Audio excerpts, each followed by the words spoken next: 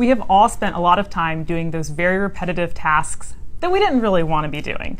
But thankfully, Dr. Stein Smith is here to give us some ways that robotics process automation, or RPA, can help stop all that Control-C, Control-V business. So thanks for being here. Can you tell our audience a little bit about what just robotics process automation is? Yeah, absolutely. So the whole RPA idea really is building on other tools and processes and automations that are already out there in the marketplace. And so really sort of the big step in RPA is that now, instead of doing it on an ad hoc basis, we're sort of onboarding it into the firm. And there are three kind of overarching themes for what can be automated and what can't be. Can you talk about those? Sure, absolutely. So there are sort of buckets, right?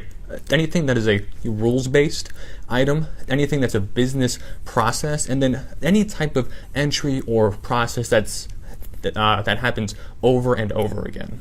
So give us some very specific examples. What are those things that our members might be doing all the time that they could automate? Sure. So I'd say the easiest sort of places to start are with AP, AR, bank recs, or any of those items that are done each month, quarter, day, that really don't change that much.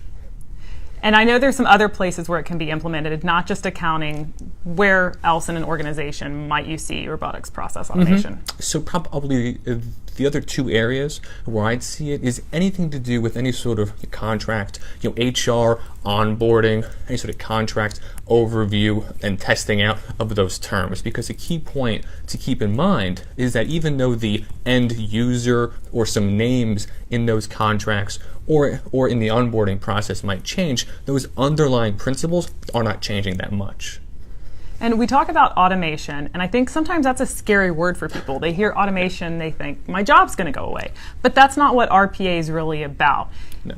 How does the job change? How do professions evolve with RPA?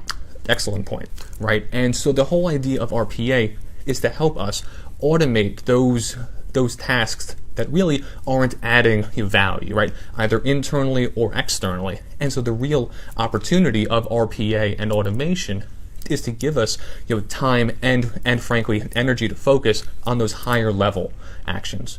So instead of just taking information from this system and putting it into that one, I can spend my time actually analyzing that data. Absolutely. And then after doing that analyzing, to actually help your clients make better choices off of that data. Okay, so now we know what it is. We know how it can make our lives easier and maybe our days a little bit less monotonous.